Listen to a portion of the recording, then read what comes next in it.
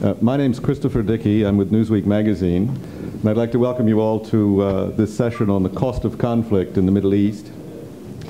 I see we've been put on a pedestal. I've never quite done one like this before, but I guess it's to just promote conversation among us rather than strict presentations. The discussion grows out, actually, of this book, The Cost of Conflict in the Middle East, by the Strategic Foresight Group in Mumbai. Although it was published in January, it actually went to bed, as we say in journalism, earlier last year, before Gaza and before the world economic crisis became so acute and obvious. But even at that, it tries to quantify the cost of conflict, and it's a pretty stunning cost.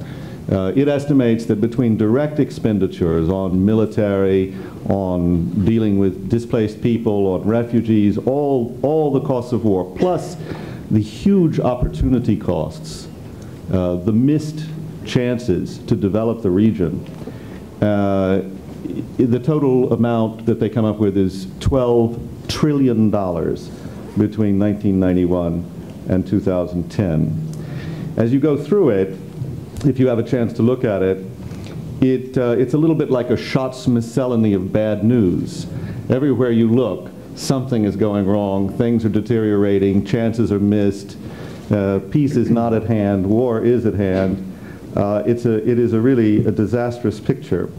And the people who are here to discuss it today are people who've all been involved with attempts to get past this time of trouble and to build a better future in the Middle East, whether by negotiating a peace settlement, like Saeb Erekat, the chief negotiator for the Palestinian Authority, or building businesses like Mr. Gillerman, Dan Gillerman of Gillerman Global, or working in politics and the military and trying to make peace, like General Ephraim Sneh, or working to build business in the Palestinian territories and elsewhere, like Abdul-Malik al-Jabr, or working to educate the children of the Palestinian territories and to provide support for the people who live there, like Koning AbuZayd, the Commissioner General of UNRWA, the United Nations Relief and Works Agency.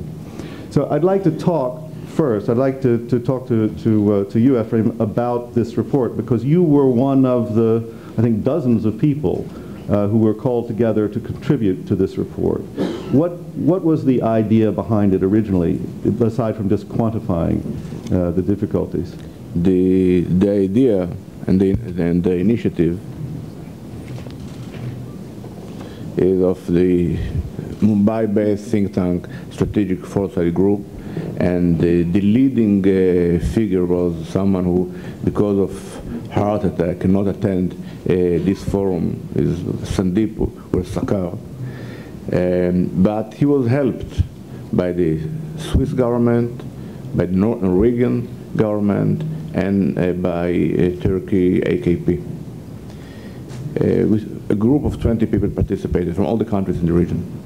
And the picture, as you say, is very bleak. It's we, those who live in the Middle East, should get the heart attack, not the Indian scholar who led it, because the figures are really stunning.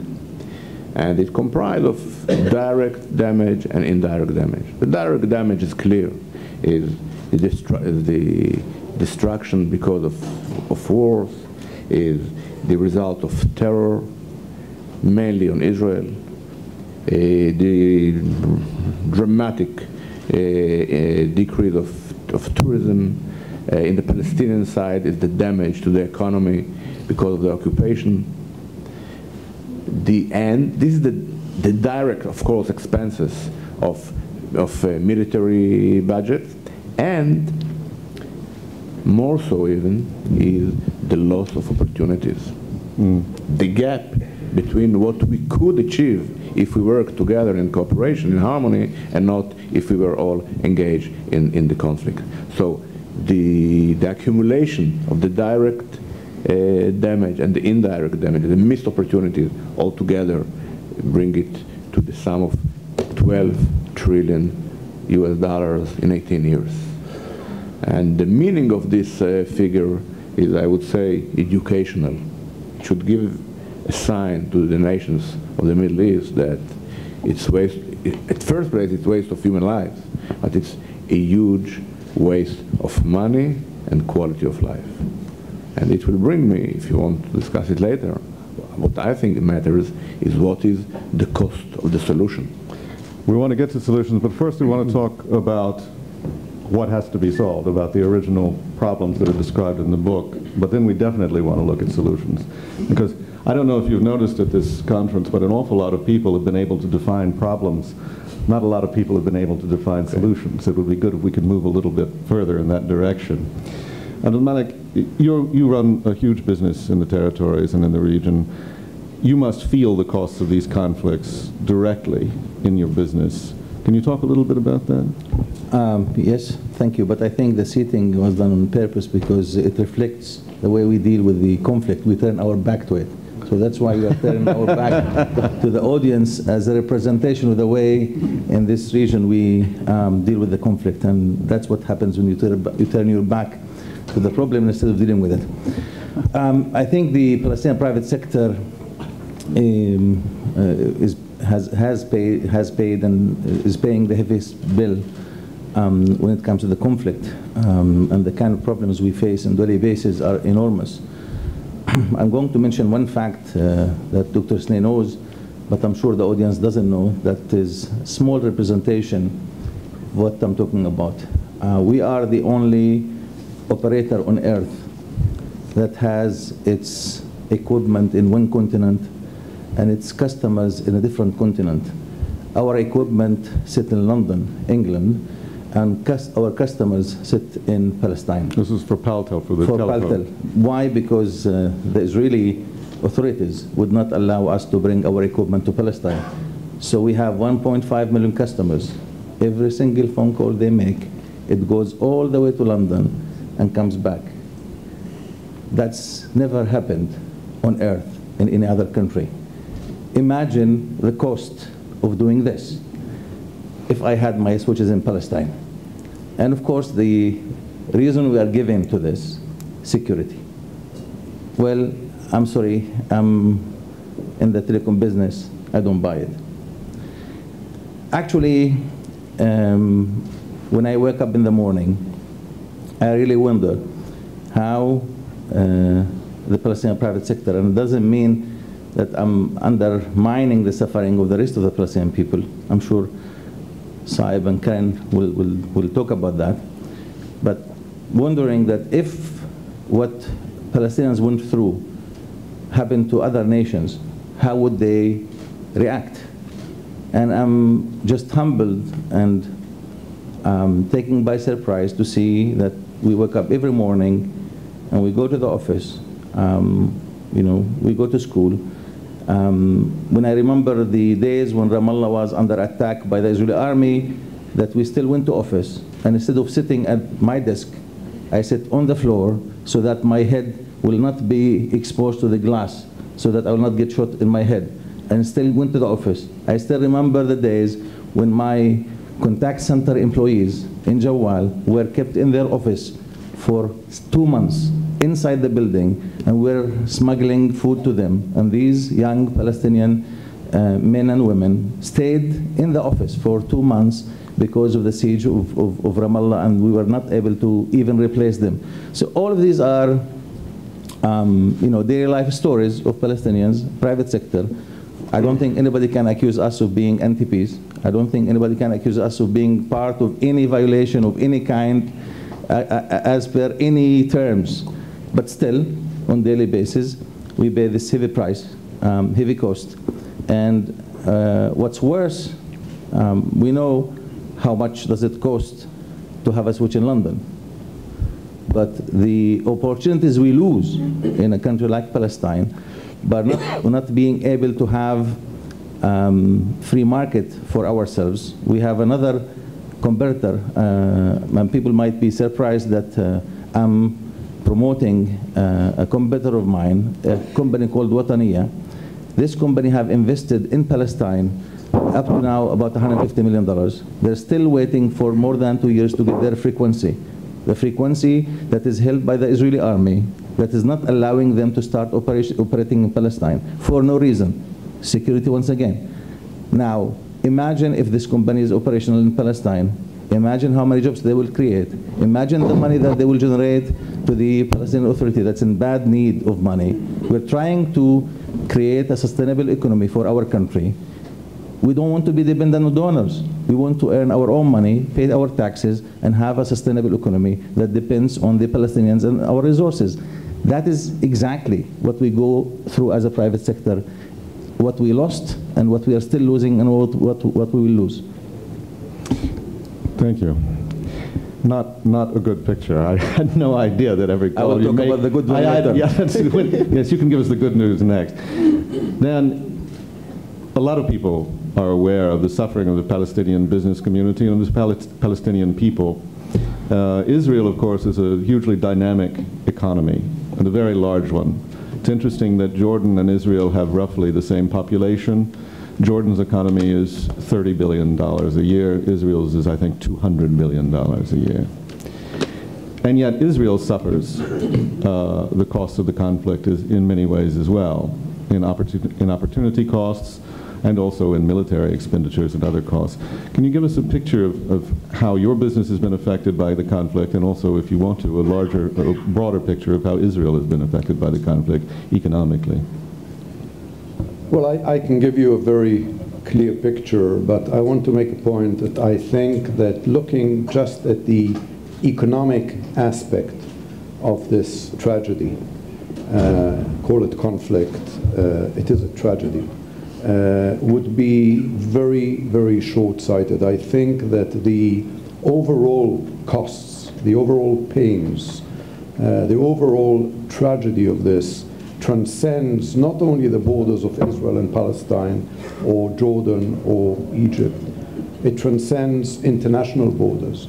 In fact, I think that one of the shortcomings of this report is that it refers only to the region, but the whole world is a victim of this tragedy and is paying a very high price for this tragedy.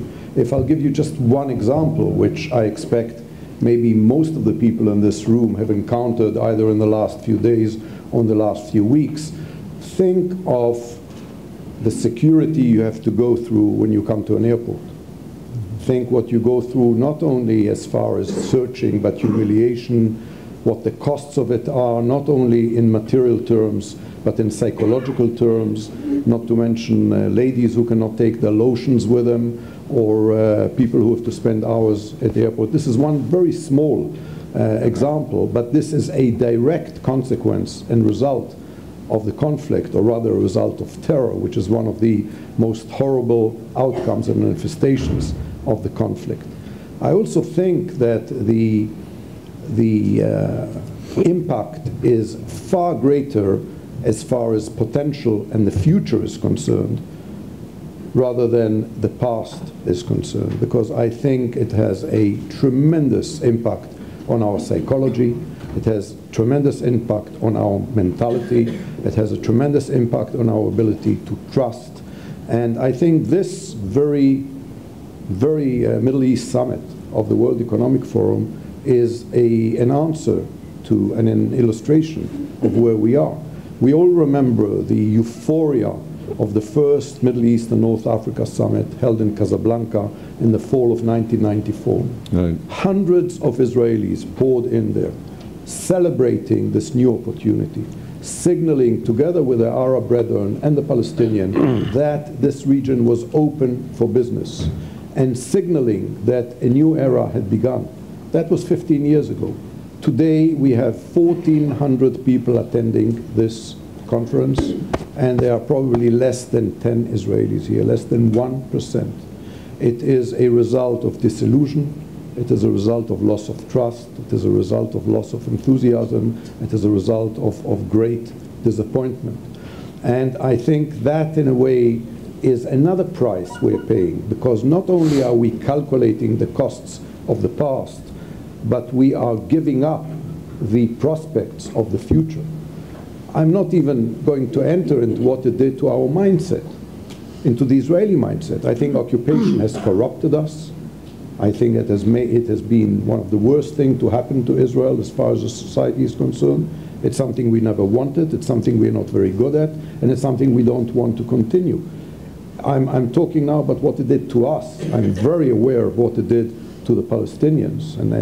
But I don't think we're here to play the blame game. I think we are not even here, although we have this very important report in front of us, to look back. I think we're here to look forward and to say we've paid a horrendous cost, which I think if you add all the other elements I've mentioned goes far beyond the trillion. The question is, how can we now try and invest in making the future a better place for our children and for our grandchildren? The business I've set up after spending 6 years representing Israel at the UN and realizing, among other things, that you can make inroads, that you can create dialogue, that you can build trust with countries that not only do not recognize you, but are even perceived as hostile to us, that at the end of the day we all want the same thing, to live in this very tough neighborhood in peace and security and prosperity, is actually a business which wants to reach out also to the region, to embark on joint ventures. I can tell you that we here in Jordan, I attended the signing of the free trade agreement between Jordan and the US. Admittedly, my host was President Clinton at the White House, but the person who invited me was His Majesty King Abdullah. He invited 2 Israelis, myself and Yossi Vardi, who is also in the conference, as a tribute to our efforts towards regional cooperation. And we helped very much that free trade agreement come about. As an example of what can be done, when the free trade agreement was signed, I don't remember how many years ago it was, but it was probably about 8 years ago. The exports of Jordan to the US were $13 million. Today they're nearing $2 billion. That is an illustration of what can be done when there is cooperation. And therefore I think our efforts, we can all go and calculate what it cost us. I think we should be in a position where we don't calculate only what it costs, but what it would cost us if it continues, and what we can all, how we can all benefit if we embark on a new course of cooperation based on trust, based on responsibility, and indeed based on the rights of both the Palestinians and the Israelis. Thank you. Karen, the UN and particularly UNRWA found itself in the middle of one of the worst episodes, recent episodes in the conflict in Gaza a few months ago. Can you give us a little bit of an idea of the cost to people there of that operation and to the cost to your operations? And also an idea of what's going on in terms of reconstruction. The answer to that second part is nothing, and then I'll explain why. But if I could talk about the sort of the physical and financial costs to begin with. The interagency appeal for the next 9 months, what to do for the people of Gaza because of what happened there, is $613 million. UNRWA alone needs $345 million, and this is just for food, simple repairs, psychosocial support, all of the kinds of things that you would have to do because of the great serious conflict that took place in those 22 days. I wanted to say something about the opportunity costs, though, in a way that there are many people who are benefiting from the war, and we need to look at that. It's not my area, but I think we have to look at those who benefit from it and have some interest in still keeping the war going. There are those on all sides, I think, who do that.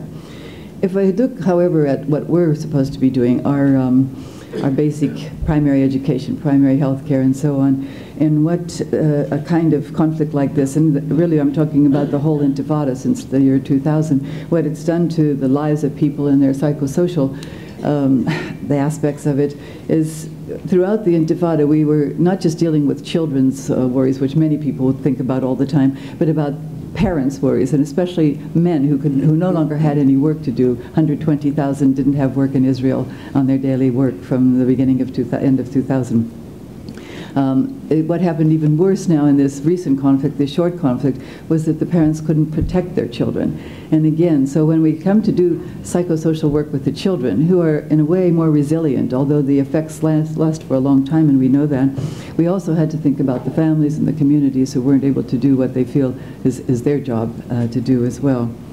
But I'd like to go into just one thing that isn't, I think, dealt with so much in the book, and comes from a UN perspective, and having worked for it for many years before even coming to UNRWA, is that I think what is lost as well, a cost, is the international community, and particularly the UN credibility. We haven't been able to do anything about the protection of civilians, human rights, international humanitarian law. All of these things are abused, have been abused at least as long as I've been living in Gaza for the last 9 years, and more so even in this, very graphically in this last conflict. And I think it's illustrated so much by people who say, oh, you're the UN, why can't you do something? Why can't you just cross the borders? Why can't you get into Gaza? Because that is what's happening now. The people whose houses were destroyed, and for their refugee houses alone, there were 22,000 of them that need repairs, are all still living, either in tents under plastic, or for the many windows that were destroyed by the drones and the planes that were overhead, we're still having plastic sheeting on all, because there are no materials in Gaza. We're getting in our basic foods and medicine through the one crossing. There is a small military crossing that works back to back, so only a few 100 trucks can get in a day, 150 on a good day, shared with the private sector, shared with all of the different agencies. And it only means basic food and medicines, and no building materials for sure. They aren't allowed anyway. There's a very short list of what's allowed into Gaza to keep the people just functioning at a very minimal level. So these are the things that we're dealing with that are a little hard to think. I hope we can talk about solutions, because they're very much needed by the people of Gaza. Now, Saeb, you're directly concerned with trying to find solutions, trying to negotiate some way out of the kinds of problems we're discussing. By the way, the report is not only about Israel and the Arabs. It's also about Iraq, about Iran, it's about the whole region. But clearly this is the focus of the conflict in many respects. Saeb, do you have any sense of optimism? I detect some optimism here in this conference, in the sense that people are looking to President Obama, to change the atmosphere and maybe come up with some kind of breakthrough to move the process forward. But we had a chance to talk last night. I didn't sense that you feel terrifically optimistic about the current situation. Thank you, and thank all the distinguished participants. I want to begin. I think that I'm not an economist, I'm not a businessman, I don't know your world. But to me, the real cost, first of all, before I speak about the real cost, in my opinion, of the conflict, let me show that I know figures, because people in the economy like to have figures. I'll give you the real costs of the continuing occupation on my people. Palestinian economy is down by 30% from 2000. 75% of Palestinians now live under the poverty line. 19% unemployment in the West Bank versus 33% in Gaza. 80% of Gaza family lives off humanitarian aid. 80% of total families of 1.5 million Palestinians who used to be one day the aristocracy of Palestine. Palestinian economy was growing 6% annually between 1994 and 1999. Now we should reverse that and see the decline of that economy. 98% of all Gaza industries have shut down. Out of the 3,900, and Muhammad Abu Ramadan may verify this, only 23 industries are operating out of 3,900 industries in Gaza. And the daily cost of the internal and external closures on Palestinians is $7 million, according to the UN. And the World Bank puts it at $8 million a day. And I just wanted to use these figures and to see the real cost. But in my opinion, the cost, Chris, is not the numbers. The real cost is the way people think. And I really believe that desperation would lead to desperate acts. What we're witnessing today is that people are believing that the ways of peace, reconciliation, negotiations have failed. And when you get to that level of people thinking this way, I'm not talking about poverty-stricken areas. I'm talking about a general notion in the whole population. I'm talking about the whole young generation. I'm talking about what I hear when I go and lecture in universities and refugee camps and towns and villages. When I hear intellectuals, when I hear, you know, truck drivers, whatever. It's really spreading among Palestinians today that it's not going to work. And if my ways, it's not going to work, meaning getting a solution through the civilized mechanism of negotiations, then something else must work. And that something else is what prompted my pessimism today, because I don't think President Obama woke up one morning and felt his conscience aching for the suffering of the Palestinian people. The US borders, your country's borders today, are no longer with Canada and Mexico and the oceans. The US borders are with Iran, Turkey, Tajikistan, Uzbekistan, China, Pakistan, the Gulf, Saudi, Jordan, and Syria. You have 230,000 soldiers stretched between Iran and Afghanistan, and the functional role of nations, when your role have changed. You don't need anyone to protect your interests as Americans in the Middle East today. On the average, you have 8 Americans killed and wounded every day protecting your interests. So everybody else, the role of the functional nations in this region, Israel and Arabs otherwise, is shifting. Now some people don't want to see this, some people don't want to realize this. Denying facts doesn't mean they don't exist. So now there is a realization in the United States that establishing a Palestinian state is not a charitable act. It's not a just act. It's not a fair act. Believe me, life is not about fairness and justice. We know it as Palestinians. Life is interests. So if President Obama links the establishment of a Palestinian state with his national interests, it means the next step he has to create a matrix of responsibilities and interests. All right? And each nation in this region, the patterns must change. If Israel wants to continue seeking the pretext of why we are not partners, why they cannot make peace with us, why they're going to need more settlements, why their coalition governments cannot make them make peace, then you know the list can go on and on and on. Now I have a responsibility as a Palestinian. Since Eve negotiated Adam, I'm the most disadvantaged negotiator in history. I have no army, no navy, no air force, no economy. My people are fragmented. But having said all of this, Ephraim knows that his country has 5,000 tanks, 2,500 fighting planes, nuclear weapons, so on. If it's their wars against mine in your Congress and Senate, I'm dead. I don't stand a chance. But the thing is, I have to bring to Palestinians a fair agreement. There is no agreement that can survive without being fair agreement. And that is, I don't need to reinvent the wheel or eat the apple from the start. It is a Palestinian state on the 67 border with East Jerusalem's capital next to the state of Israel. That's the point. How can President Obama translate this vision to a realistic political track? What can Arabs do to help him? Arabs can help him in Iraq, in Afghanistan. Look, the concept of failed nations in this region is really amazing me as a professor of international relations. And the prospects of the increase of the concept of failure of nations in this region is really on the rise. And if people don't detect it, no intelligence director can report to his king or president other than the facts that are going on. Everything must be revisited. But I know that I talk too much, but I know that businessmen don't have a genuine smile. So I have a joke to tell you why we haven't reached peace. I mean, we know it. If we know that the end game, Dan, Ephraim, Abdul-Malik, Karen, all of us, we know that's going to be a two-state solution. Jews will not convert to Christianity and Islam and become Palestinians. Christians and Muslims like me will not convert to Judaism and become Israelis. So we know, if not this year, next year, in 10 years' time, it's going to be a two-state solution on the 67 border, state of Palestine next to the state of Israel. Why haven't we done this? Why can't we deliver this? There is a Palestinian who goes to a movie with an Israeli, a Western movie, a cowboy movie. And the star is really riding his horse so fast. And the Israeli, as usual, provocative, he looks at the Palestinian and tells him, I bet you $20. The star will fall from the back of his horse in 60 seconds. So the Palestinians, as usual, without thinking, you're on, as provoked. In 60 seconds, the star fell from the horse. So the Palestinian carries the $20 and give it to the Israelis. The Israeli, guilt feeling, conscious, no, I can't take the money. The Palestinians are provoked. Why? You won. And the Israeli says, no, I don't want to cheat you.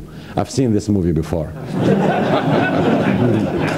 So the Palestinian looks at him and says, What do you think? I also saw it, but I thought he will learn from his mistakes. We haven't learned from our mistakes so far. And the minute Israelis, and I appreciate what Dan said about the corruption of occupation, not the effects on us, but to their society, to their values, to their social structure. If we don't help ourselves, if we don't make the decisions required as Palestinians and Israelis, nobody else will help us. People have interests, they may employ the mechanisms of damage control, crisis management, but the mechanisms of solutions, it's in their hands, it's in our hands, and the day we learn from our mistakes, the day we will have two-state solution, and the two-state solution is the only solution, and it's coming, if not this year, in 10 years' time. Does anybody on this panel think that a two-state solution is not the solution? And do we have any one-staters here? Yes. Yes. Well, first of all, I would be amiss if I let Saeb dominate. Tell me your joke, Dan. Come on. Yeah, right. I know you have to reciprocate. I think the jokes are a really profitable direction for this. Yeah. Well, I would be amiss if I left the stand-up stage to be dominated by Saeb. So I'll tell you a story, which is also a joke. I need a joke. It is a joke. It's about this young kid who attends a school on the suburb of Maryland, and he's the only Jewish boy in his class. Everybody else is not Jewish. And one day he comes home and he tells his father, he says, "Daddy, I just won first prize at a quiz at school today." And the father says, "I'm so proud of you, my son. What was the quiz about?" And he said, "The teacher asked us who was the most important man in mankind, in history, ever." And the father says, "Well, what did you say?" And the son says, "I said, Jesus Christ." And the father looks at him and says, "But how could you? You're Jewish. You should have said Moses." And this 8-year little boy looks at his father and says, "Daddy, Moses is Moses and business is business." so we're one each. But so there's only so much business can do. And I think business can do a lot, and I think this incredible conference and the World Economic Forum and the Middle East Summit are an example of what it can do. And I'm repeating again that I think it's a horribly missed opportunity and a great mistake on the part of the Israeli business sector not to be here in greater force and greater numbers to engage, and to not only engage with its regional partners, but to show the rest of the world and send out a message that this region is open for business. But to answer your question, I truly do not believe that a two-state solution is the solution. I fully agree, by the way, with Saeb that we don't have to invent the wheel. I fully agree that at the end of the day, and that's the tragedy of the situation, we will at the end reach a solution which is very clear to everybody, which is probably very near to what Ehud Barak and Bill Clinton offered to Yasser Arafat in 2000. Give or take a few yards, give or take a word or two. At the end of the day, the ultimate solution is there on the table, to be had, to be created, and to be realized. And the tragedy is that in the years that have passed since, and with a horrible thought, with the years to come, we will pay this horrible price we're talking about for not having reached it before. And the price goes far beyond what we spoke. Not only missed opportunities, not only what could we have done with those $12 trillion in medicine and in education, what could we have done with the people we've lost. Both of us, both sides, have lost whole echelons of their leadership. The people who have died could have contributed in science and in medicine, in politics and leadership. They could have been the leaders of this generation. We've lost them forever. What have we lost in the poisoning of the minds of Palestinian kids who are raised on incitement, and the poisoning of the minds of Israeli kids who are raised on the fact that they hate us and they're there to destroy us and that there's no chance? I mean, this is the horrible price we're paying. And therefore, what I believe is the solution is not a one-state solution and is not a two-state solution, but rather a 23-state solution, namely normalization and peace between Israel and the Arab world. Because peace between Israel and the Palestinians, a two-state solution, with the Palestinians running their own life and having their own state and Israel living in security, is not enough. Because we live in a region, and we don't need to look at the map, we all know it, where if the Palestinians and us do not enjoy the legitimacy, the support, and the recognition, and the normalized relations with the Arab world, and Israel does not enjoy that recognition, then we are doomed to live in conflict forever. What we need now is for the Arab world, the moderate Arab and Muslim world, to stand up and to say to the moderate Palestinian leader they have, Mahmoud Abbas, go for it. We will support you. You will have our moral support. You will have our financial support. You know, we're talking about the cost of conflict, and I ask myself, when you talk about the plight of the Palestinians, where is the Arab world? Where is the Palestinian diaspora? They buy Manchester City and don't even do that well in the Premier League. And United just won the championship yesterday. But have they spent any substantial amounts of money on bettering the fate of the Palestinians? But I think that's a problem, and we may discuss it later. My main point is, what we need is for the moderate Arab and Muslim world to get together, to realize that this is the time to be much more pragmatic, much more realistic about solving the solution, which everybody knows. Everybody knows what it will look like, and legitimize and support a moderate Palestinian leader to go for it, and at the same time normalize relations with Israel, do away with the fear, do away with the hatred, do away with the misgivings and the mistrust, and create an atmosphere where we have peace, not only with the Palestinians, who we want to live in peace with, but with the whole Arab world. That's the only way we can make it happen. But Dan, I mean, I've heard countless times at this conference and elsewhere talk of the Arab Peace Initiative in exactly those terms. It's been on the table since 2002. What we hear again and again is there is this peace initiative. It is a 23-state solution, and actually it's a 57-state 57, solution. yes. Well, it depends on Islamic country. Actually, the Bahrainis were saying it's 23, and King Abdullah is saying it's at 57, and this gets a little complicated. But the idea is still that it's a big solution, that kind of solution. And the question I would have is, what has Israel's response to that been? Certainly there is the feeling among many of the Arab leaders that I've talked to here and elsewhere that Israel did not make a positive response to that. What's your sense of that, Ephraim? At first I have to resist two temptations. The one is to tell a joke of my own. It's okay. But I will not waste. They follow suit. Israelis follow suit, you know. Yeah. So I resist this temptation. The other temptation is to be shifted to what I call comparative victimology. That's what happened when Palestinians and Israelis are speaking. After 2 minutes we compare how victims we are, and each one wants to be more victim than the other. I will not do it. I will come back maybe briefly to your question about the Arab Peace Initiative, but I think more important, what is the cost of the solution? There are two main obstacles to Israeli. There are two main obstacles to Israeli-Palestinian peace. One is the settlements, the other one is the refugees. And two significant sums of money should be allocated to a relocation of, I believe, 100,000 settlers back to Israel. Second, to change the reality, the social and the economic reality or the plight of the Palestinian refugees. And I put now aside for a while the political dimension of the problem. It's the economic side which requires a lot of money. And we are living in a time where governments allocate hundreds of billions to bail out companies, to rescue their economies, and that's about time to invest money in the solution of the Israeli-Palestinian conflict.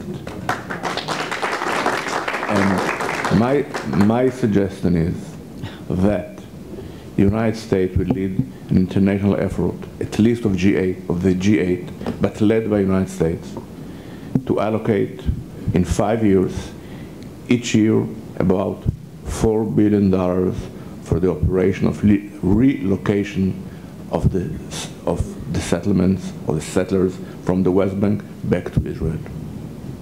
It's unavoidable. We have to say it. Second one, in the same time, the wealthy Arab countries will allocate either a matching sum or even a bigger sum of money annually in 5 years for the Palestinian refugees. And I speak about job creation, housing, and education. I think it's morally the right thing to be done. Solidarity means doing something about it, not just in declarations. And by doing so, with money, we can remove the two basic obstacles on the way to peace.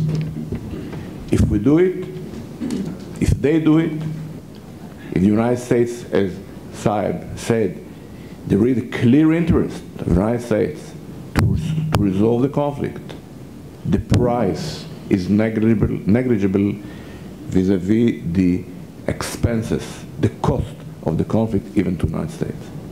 So if we want to be practical, money can solve the major problems, and money should be allocated for these two purposes. But let's be clear, you're not making the argument that sometimes is made that if you just pump some more money into the territories and get business going a little bit better, that you can put off all the political questions. No, on the contrary. I say this is the necessary means to reach the goal of peace. Look, I don't believe in economic peace as a substitute for political solution. No way. No way. It's an illusion. Okay. I would speak from my own experience. I was the governor of the West Bank in 85, 87. In those years, the economy was in better shape. The quality of life was better. And in December 87, the first Intifada broke out. Okay. So better economic conditions are not substitute for two-state solution. But addressing these two major problems, the settlements and the refugees, is indispensable for a real solution. Thank you very much.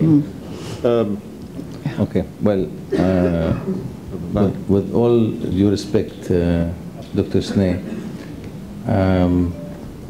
I'm not going to tell jokes, but I'll tell you a story that will make you replace the laugh that both Saeb and Dan brought to the table. I'm driving in my car from Nablus to Jerusalem, and there is a settlement called Yitzhar. It's a settlement, it's defined as illegal according to the international law, and there were 4 settlers blocking the road, the main road between Nablus and Jerusalem.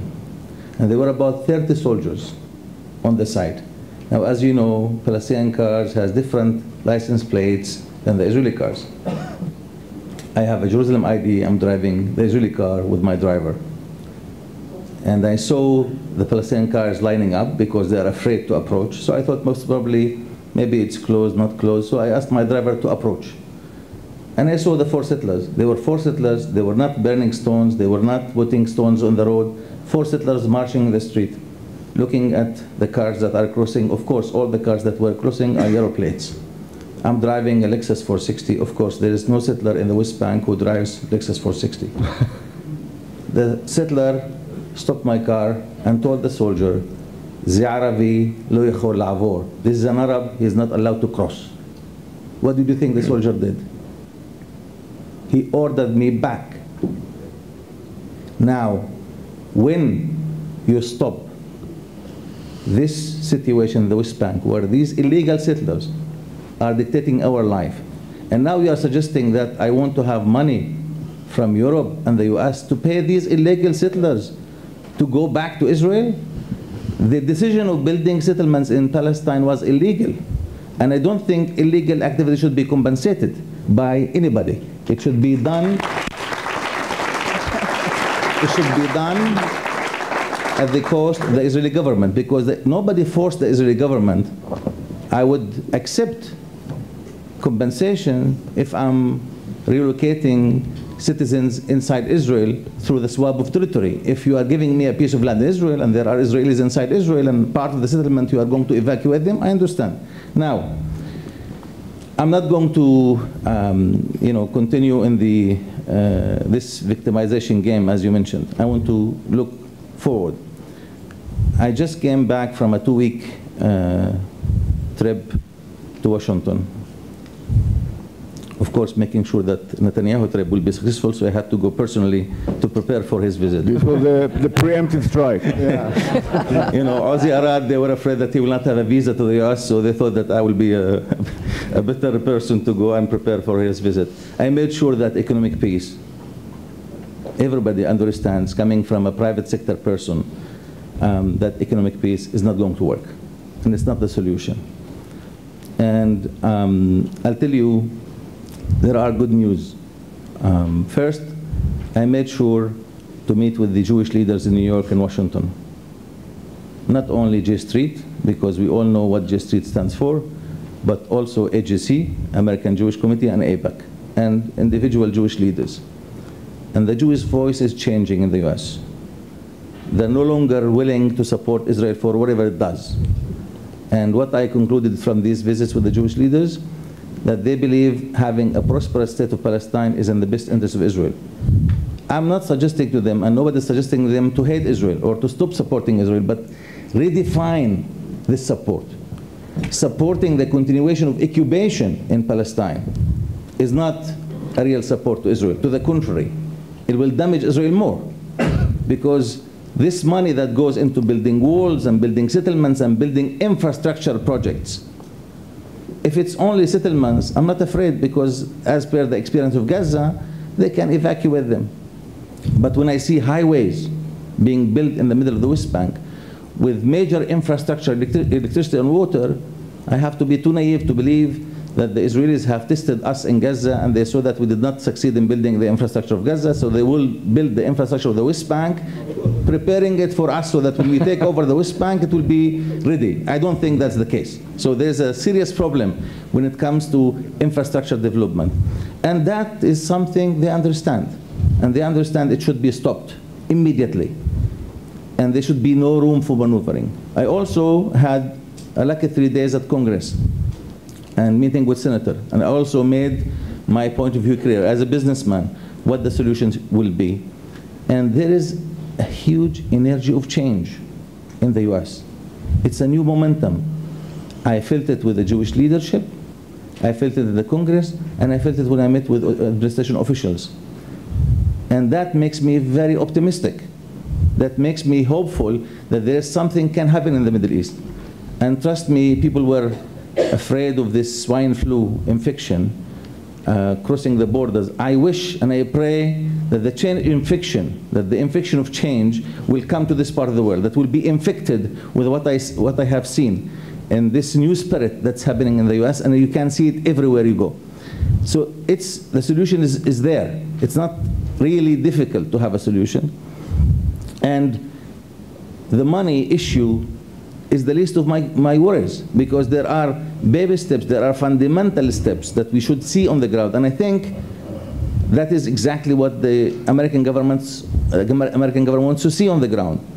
If a Palestinian packing house built by Mazen Sunukro to the Jordan Valley is treated differently from the next door packing house owned by the Israelis, which is something that has nothing to do with the security or anything. It has to do with helping farmers. If my switches are going to stay in London, if Wataniya will be deprived from the frequencies, let's see, before we talk about, I've never seen an astronaut going to the moon riding a donkey. I've never seen that. So before we go to the moon without having a space shuttle, let's have the baby steps on the ground by having practical measures. I know you support this, practical measures that would enable Palestinians to start building their own economy. Trust me, Mr. Gillerman, you mentioned about the Palestinian diaspora. I assure you, there are Palestinian businessmen from all over. There are the major companies the Masri family, the Arab Bank, the CCC, the Akkad Group, all these big corporations came to Palestine, started investing in Palestine. But could you tell me how could they continue building a hotel or building a new city or building whatever if they cannot come, if they cannot visit, if they cannot move around? Of course not. The interest and the will is there. And I'll tell you, Palestine would not have survived until now. And I use the word survived because all the donors' money that came to Palestine had been destroyed by the Israeli occupation. Every single cent that has been invested in Gaza Strip, in the infrastructure, gone with the wind because of the Israeli attacks in Gaza. The West Bank, many projects have been destroyed that have been funded by the donors. But the only reason for the survival of the Palestinians is the Palestinian diaspora. These Palestinians who are proud Palestinians who have been supporting their country for the last 50 years, supporting their families, supporting universities, everywhere in every single field. So there is no issue between the Palestinians living inside, the Palestinians living outside. Yes, they can do more. Yes, they can do more, out of question. But open the window a little bit, and you see what will happen.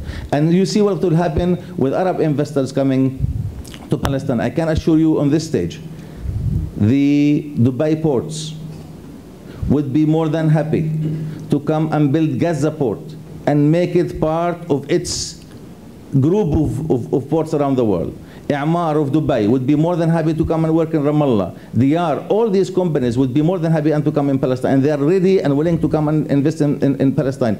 But we have to see some practical, basic steps that can be done. We should not continue looking at Palestinians from the eye of security. If you keep looking at the Palestinian affairs from the eye of security, nothing will move. The Palestinians should be looked at as normal people who want to live their life. And from that angle, trust me, if that is the angle we consider, I'm not asking Israel to give up protecting its security. It has the right. But there are lots of things that will change. Thank you, Abdul-Malik. Saeb, look, this is a very positive vision, basically, even though it was said with a lot of passion, and I'd say more than a little anger. But the Palestinian side is terribly fractured itself right now. I mean, it's one thing to just sort of say, as many Israeli governments said over the years, we have no partner for peace, there's nobody we can talk to. But right now, it's a disaster on the Palestinian side, Saeb. I agree. What's going to happen there? I agree. I think we are going through internally the worst chapter in our history since 1967, and if we don't help ourselves as Palestinians, nobody else can. I'm one of those who believe that the whole assault and attack in Gaza was done for one reason, is to maintain the separation from the West Bank and Gaza. Because Netanyahu's pretext now, when he goes to Obama, and he speaks about Iran, whatever, and whatever, and then the president will push for the two-state solution. That's tomorrow. The meeting is tomorrow. And then Netanyahu will tell him, Mr. President, I'm with you. Who shall I make it with, Gaza or the West Bank? So this division of Palestinians has become the main sword in Netanyahu's hand on our necks.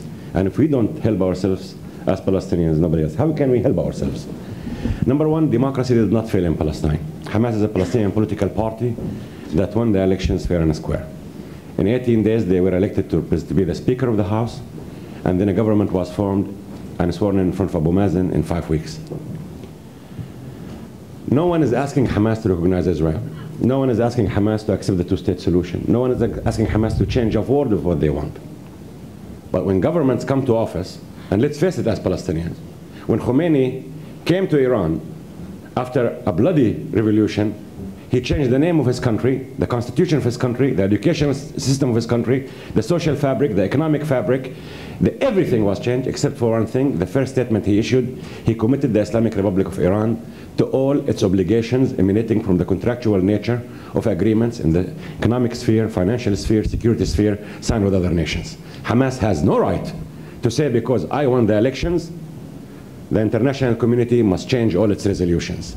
The Arab League must cancel its Arab Peace Initiative, and Palestinians must cancel agreements signed and commitments signed. Now, having said that, no one has asked Hamas to recognize Israel or accept anything. We're asking the government. We must have a Palestinian government that shoulders its responsibility as part of the international community. And that's our problem. We don't have military solutions for Gaza. This will happen through dialogue. Unfortunately, now I don't know what the real dialogue is going on between Obama and Najadi and whom, Obama and what in this region. As a Palestinian, there is so much tap dancing on my soldier in this region. So much tap dancing in my shoulders in this region. I'm trying to get my act together. It's not easy, but I'm staying the course, and I don't advise any Palestinian to think of a Palestinian state without Gaza. There will never be a Palestinian state without Gaza. But who's in charge of the negotiations in our basic law? It's the PLO, it's my department. President Abbas in his capacity as the head of the PLO Executive Committee, and Saeb Erekat in his capacity as the head of the Negotiations Affairs Department of the PLO. So, the division must not give continuing and resuming the negotiations where they left off with Olmert in December in order to achieve the end game specified in the roadmap as to end the Israeli occupation that began 6/7.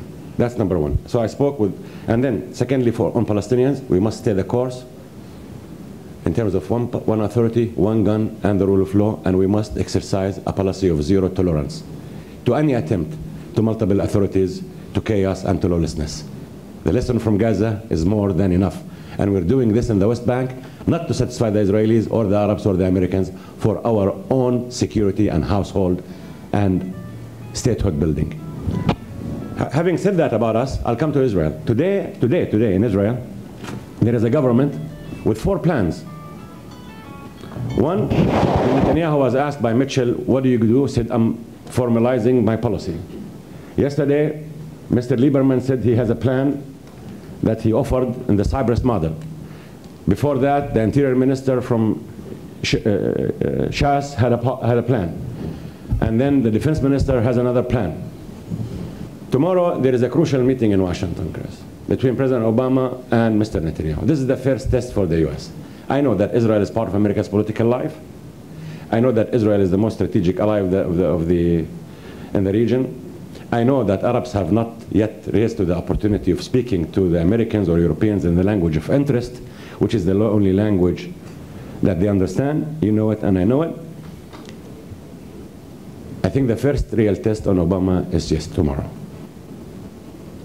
If, for a reason or another, he wants to take the cost-free road by allowing himself to treat Netanyahu as the prime minister above the laws of prime ministers on earth and apply double standards vis-a-vis the first page of the roadmap, because it was my obligation to accept the two-state solution, agreement signed, and security obligations, and once Abu Mazen's national unity government did not deliver, nobody considered a partner. Now let's face it, we have a government in Israel, Dan and Ephraim, and you know it, that does not accept the two-state solution, that does not accept agreement signed, and that insists on continuing settlement activities. And these are 3 elements on the first page of the roadmap as obligation in Israel. If the Israeli government will continue with this, I believe Obama and the members of the quartet must apply the same standard they applied on the Palestinian government. Some people may say, this is difficult, be realistic. I don't want to be realistic, I don't want to be pessimistic, I don't want to be optimistic. All I know is one thing. If the Americans apply double standards on these principles, this region in the 21st and 22nd century is going in the hands of bin Laden, extremists, violence and counter-violence and failed states. That's their main ammunition. So that's the real opening for Mr. Obama. Mr. Obama does not need to have a new initiative. He has a roadmap that specified the end game of the peace process and ending the occupation that began 6/7. So let's go backward. Let's see the way stations, what each side will do and what that each side will not do. And when I said that each party in this region must shoulder its responsibilities. Now we want from Mr. Netanyahu one simple answer tomorrow. Yes or no? You cannot play on us. You know, there is a difference between being a tough negotiator and a non-negotiator. And Mr. Netanyahu so far has proved to be a master non-negotiator. And playing public relations, linguistics, beating around the bush will not serve any purpose. This is the critical point of our region's history, and the region's way in the next remaining part of the 21st century, 22nd century, depends on the solution of mine. Let me just, I know, with your patience, you know, many people ask me, what is a person like you doing among 1,400 dignitaries from multinationals, corporations, nations, giants, and so on, and you're penniless, you're the most poverty-stricken person, and people in the region. You know, I hear people speak about economic development, creating the environment for investments, peace, and so on in the region, and I see it, you know, in Dubai, TV, in this, NBC, Jazeera, seminars, Abdul-Malik Jabir, bringing young leadership, and so on. And, you know, I get sit to myself and say, what the hell are these people talking about? Are they serious about economic development? Are they serious about creating the environment for investment? If I live in the home I was born in Jericho, 20 minutes from here, just across the Dead Sea. I've been under occupation for 41 years. I was 12 years old when this occupation came to my hometown, Jericho. Today I became a grandfather, and my grandchildren are still under occupation. And as long as these people are under occupation, don't even think about economic development, prosperity, and businessmen from Israel and the Arab world coming. This is the truth, guys, believe me. And I know that business communities at the end of the day will have to weigh the consequences of Abdul-Malik, how much money you make at the end of the day. If you lose, you don't invest. Thank you very much. Thank you, Saeb. I want to open up the floor to questions. Do we have somebody with a microphone? Yes. I'm sure there must be a few questions from the floor. So, Christopher, could I say something about refugees just before we go to the audience? Please do. Yes, yeah. Indeed. I'm very, very glad that I just Ephraim... want to say that refugees, borders, settlements, Jerusalem are issues that are reserved for permanent status. I don't want to negotiate about it here. Well, I'm going to speak on behalf of the refugees, the 4.5 million refugees in West Bank, Gaza, Jordan, Syria, Lebanon that we look after. I'm glad that you put them on the top of the agenda because we keep asking for them to be there as they're the final status and the final status issue, and they need to have their choice too, and it has to be an individual choice, and we're not going to get them being non-refugees or moving or anything with money. They're going to have the peace negotiation, the settlement is going to have to be offered to them of the various choices that refugees all over the world, other kinds of refugees have. They get to stay where they are, they get to go resettlement in some third country, or they get to return home to their places of origin. And I think until we have... Palestinian state. Or to the Palestinian state, yes, that can be their choice. Yeah. But this is something that has to be given to them, and individually or as groups, they have to make these choices before we can say, well, there's going to be a peace negotiation that's going to work. That's for the 4.5 million inside the region and at least another 5 or so million outside. And the diaspora is certainly something that does support the Palestinian refugees, and so is the Arab world. I like to, because I'm always asked that, what do the Arabs do? And we heard that said that they don't do anything. They give a lot of money, a lot of it we can't spend now because of the occupation, because of the closures, because of the settlements, because of the things that we aren't allowed to get materials to move and so on.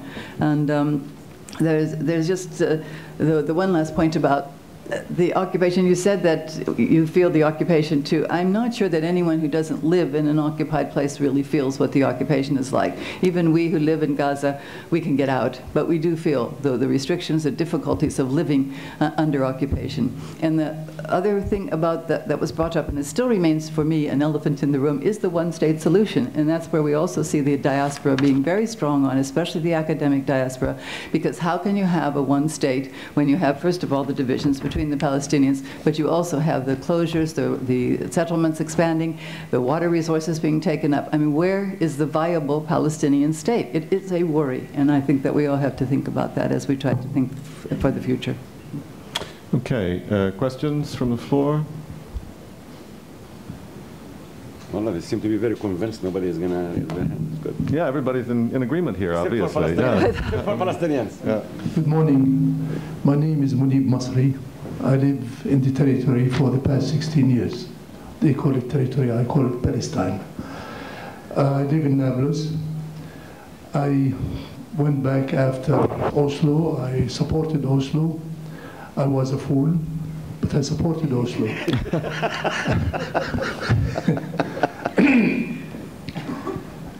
For the last 30 years plus, I supported really peace. I wanted peace. I begged for peace. I told my children that the next year is going to be peace next year until now. And then my children are fed up and they told me, you're the biggest liar because we don't see peace. I see Mr. Gillerman here, and I think he thought he was talking to an American audience. I think among us, I think with my due respect for both of them, both Dr. Sneh and Mr. Gillerman, I don't think they know the Palestinian population. Mr. Sneh knows it a little better more than you, because I don't understand. I was puzzled of what we were saying. Gentlemen, we want peace, but you are very far away from peace. You talk about economics, the hell with economics. Our problem is a political problem. First, we want our land back. We accepted strategically after 89 or 88, we gave away 78% of our land. And we said we retain the 22%, and we agreed. Strategically, we accepted that. I accepted that, and my children accepted 22%. But what is it, 22% now? Wake up. Israel, I beg all of you to take the story back to Israel. I love peace, but you don't work, you are not working for peace. Not at all. You're talking about economics as if we're talking to a different planet. I think you're being a little unfair to Dan. No, really, no, because I like Dr. Believe me, they can defend themselves. Yes, No. I'm sure Dan can. Ephraim cannot. But I want them really to say, because we meet, we talk, and then we said we want to work, they want to work in an economic way, but when it comes to politics, it's always security, and we don't see any really rise in our part of the world, in Palestine, the business community. We support the government, we do everything, and we say we want peace, but we want the voices of Dr. Sneh, who worked very hard, that he has no respect in the area, that to be more forceful, the people more forceful, to really show that together we can do something about it. I think the time, it's very important. The time is very short. We don't have much time to really to fool around and to say let's engage and say that we really want to have the two-state solution. Otherwise, we lose the opportunity. Thank you, my name. Dan, I imagine there's something you want to say. Can we hear from the audience, because time is, we have 20 minutes left? Well, okay. We will take 5 questions and then we answer them to save time. We'll save time, but I want Dan to respond.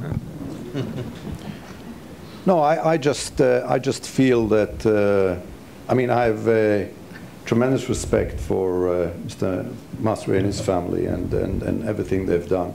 I just think that there is a misunderstanding here. We never said that economics was the key. We feel that cooperation and getting to know each other and creating success stories are important.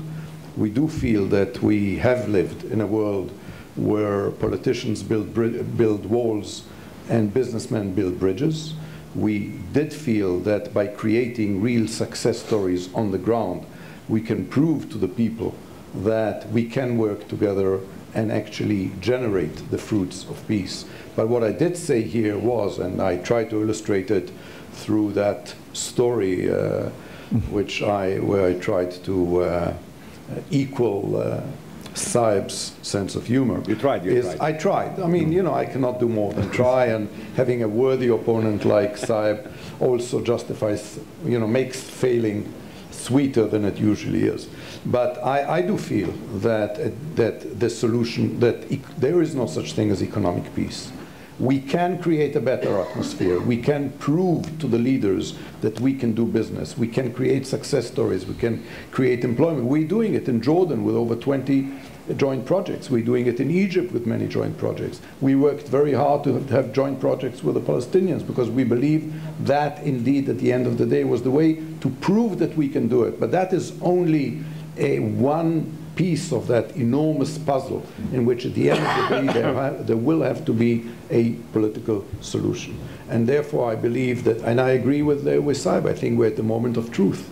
I think that we have no more time to waste. We've wasted far too many lives, far too much money, and far, far too much time. And this is the time to do it, especially as at the end of the day, we all know what the outcome is going to be. So we'd rather have it now rather than waste more in the future. Thank you. Thank you very much, Dan. Yeah, this gentleman here.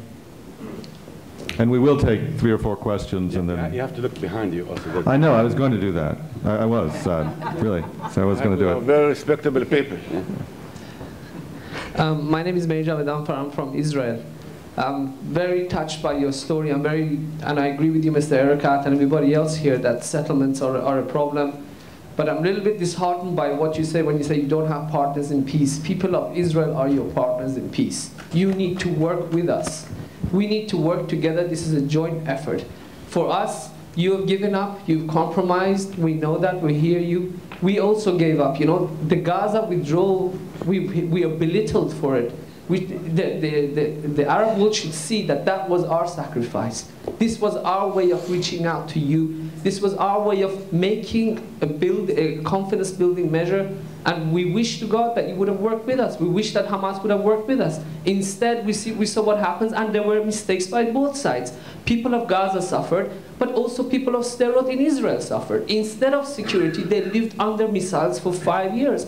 We need to make sure that Hamas now, the borders are opened, food and supplies are given to the people of Palestine, but also our Palestinian partners work with us, bring security for people of Israel who live next door to Gaza, so we can use that as an example for further withdrawals from the West Bank, because settlements at the end of the day are a problem, and we can help you with it. Thank you. Wait a minute. Let's see. Wait, here.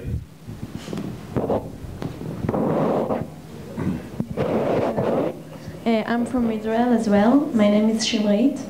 And I'm sure that you all know about Maslow pyramid or hierarchy of needs. And according to this, in order to people to be productive, they need that their own basic needs will be fulfilled. And I think that we are in the World Economic Forum. And in order to us to recover from this crisis and challenges, we need to first focus on our need to be safe and to be not living in fear every day.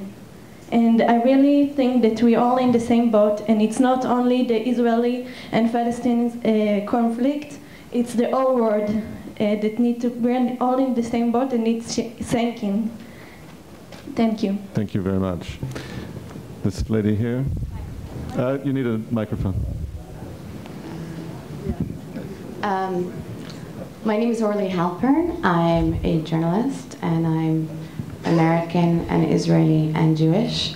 And I actually am going to differ from what my co-citizens here have said. I don't think that, I do think that Israel is the problem here.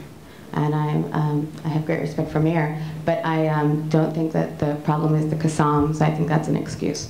And my question here is to the Israelis on the panel. It's regarding the refugee issue. The refugee issue isn't just economics, it's just not numbers. For the Palestinians, it's a matter of justice. And injustice was done to them.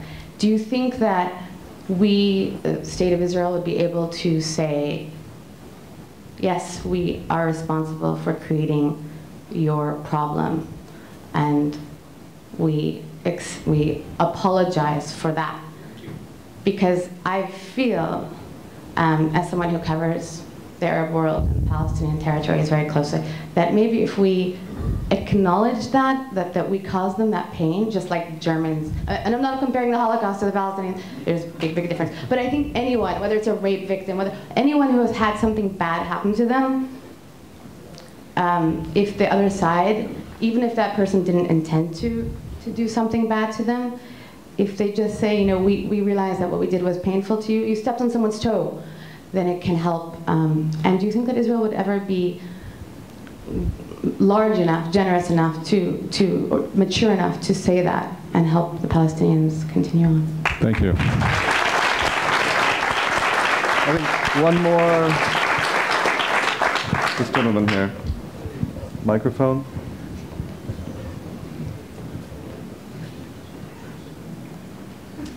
Yes, my name is Karim Sakala. I'm a Palestinian from Gaza living in the United States, and thank you.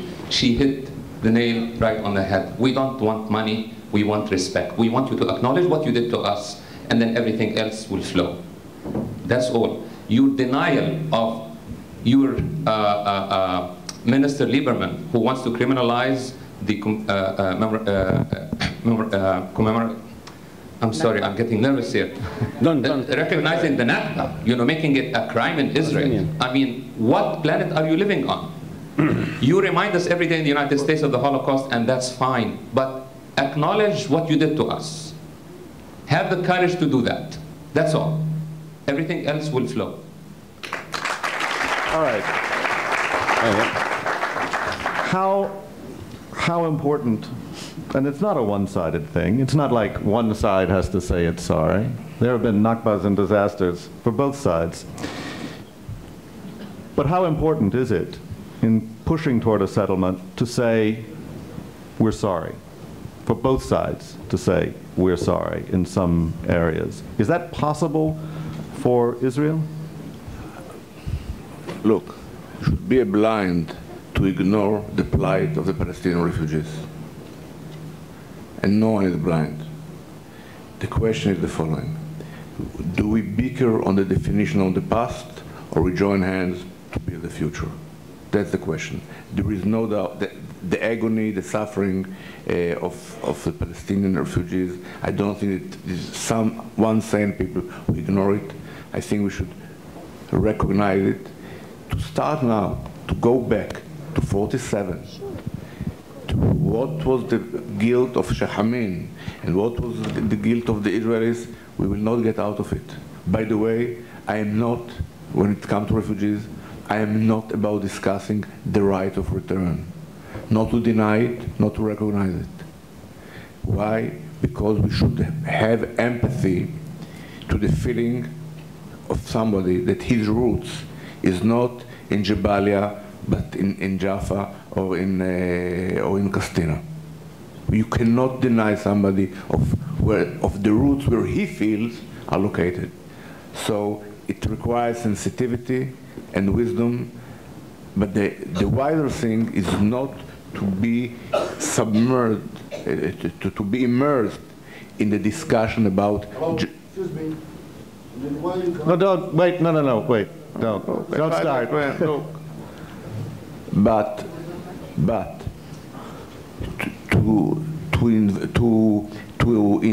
dedicate all our energies to discussion about the past and the justice, and every side has a case. Every side has a case. It's a waste of time. We should build the future, and it is built on guidelines which everybody knows. 67 border plus a swap of few percent, 2 capitals in Jerusalem, economic cooperation, return of refugees to the Palestinian state. These are the guidelines. Our leaders should be courageous enough to tell to our people that the dream that we should dominate entire Jerusalem is finished. The Palestinian leaders should have the courage to tell to their people that they will not go back to Jaffa and Haifa. Everybody knows it, both things. And what we lack is the courage of the leadership to say the entire truth to their respecting communities. The guidelines of the two-state solution are well known. Everybody knows it. Nobody thinks that I am the ruler in justice of Wadi Joz or Jabal Mukab. No way. I have nothing to do there. It's not mine. At the same time, everybody knows. The waiter in the Marriott told me today that his name is Ajuri. He is from Ajur. He knows that he will not come back to Ajur. Let's face it.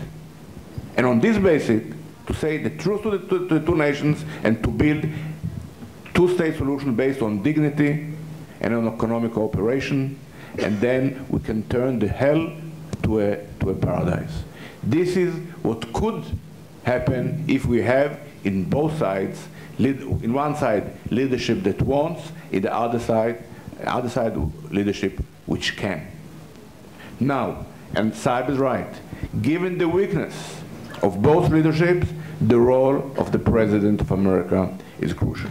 What can be practically can be obtained in the next 3 years in order at least not to lose time and not to deteriorate? One, I think there are 5 demands which I think Israel should commit to. One, a real freeze of settlements. Second, building of the Palestinian security force and their deployment in the entire West Bank. Removing all the obstacles for Palestinian economy. Including all the checkpoints. Not all the checkpoints, but what I say, not to make it worse. At least, because it's really. I know what I'm. I don't want to interrupt. I know what I'm talking about. Those people from the West Bank who are in the audience, they know what I'm talking about. The checkpoint Western Nablus of Bet Iba was removed. The settler pressed to put it back. It's back. The checkpoint in the northern exit of Route 90, they want to I opened it. They want to put it back. I say at least. They put back. I went there last week. But wait a minute. Let's not get down to. We can't negotiate these details. What I speak is to remove all the obstacles for economic development in the West Bank. And the fourth commitment of Israel should be, if and when the Hamas regime in Gaza implodes, to enable the legitimate government to restore its full authority over Gaza. If these 5 commitments are met, the next 3 years will not be lost. This gentleman here. But can I maybe answer the... Sure. Okay. Yeah. Well, they were taking notes. They were saying. Yes, he didn't say. I'm still lucid. I said, freedom of settlements, continue to build Palestinian security forces, right. The economy, to ease the movement, and Gaza. Okay. I think that towards the end of what I believe to be a very important and interesting discussion, we are running the risk of narrowing it down, which may be natural because of the human composition of the panel, to the Israeli-Palestinian conflict. So let me first say that I think that dwelling on the past and playing the blame game will serve nobody any purpose. A suggestion like the one heard from the lady in the back for the Israelis to say they're sorry is, I think, simplistic, if not ignorant and naive. Especially coming from someone who describes the Qassams as an excuse. But let me try just before the end to widen the horizon. We are not just, this book at least, and the reason we're here, is not simply the Israeli-Palestinian conflict alone.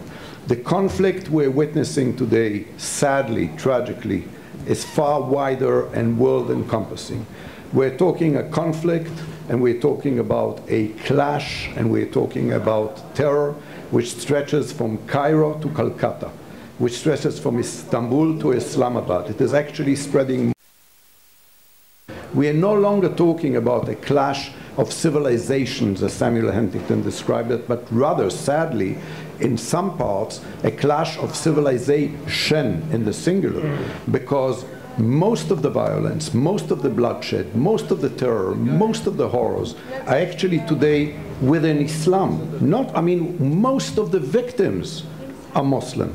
And to me, the horrible reality and the most frightening thing is the eerie silence of the moderate Arab and Muslim leadership that does not stand up and say enough is enough. What are we doing? We're killing each other.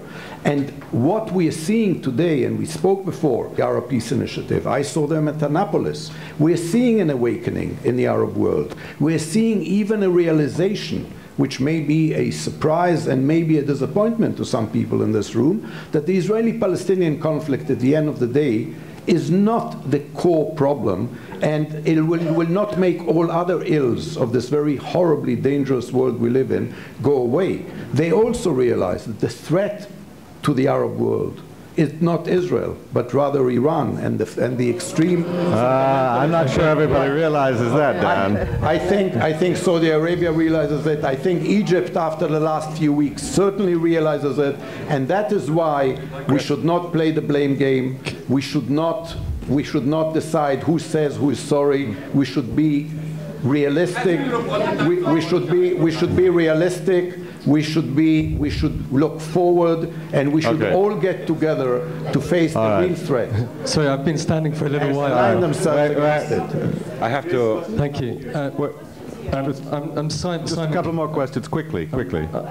I'm Simon Cohen from Global Tolerance, and one of the biggest sources of hope is that this gentleman's become a grandfather today. Thought that we might be able to applaud that. No, it was a year ago. A year ago. A year ago. His granddaughter is 1 year old on Tuesday. You see, I know. Well, congratulations. Right? Congratulations. But congratulations anyway. But there has been a lot of talk about other rather than brother. And it may be simplistic, it may be naive, but what hope is there for a Middle East peace solution unless we can embrace as a grandfather, as a father, as a brother, as a sister? Is there any chance of an embrace? Is there any chance of a shake of hands? Because without the humility and the humanity, what good are demands or commitments? Why can't we see the brother in each other's eyes? What can we do? All right. Saeb?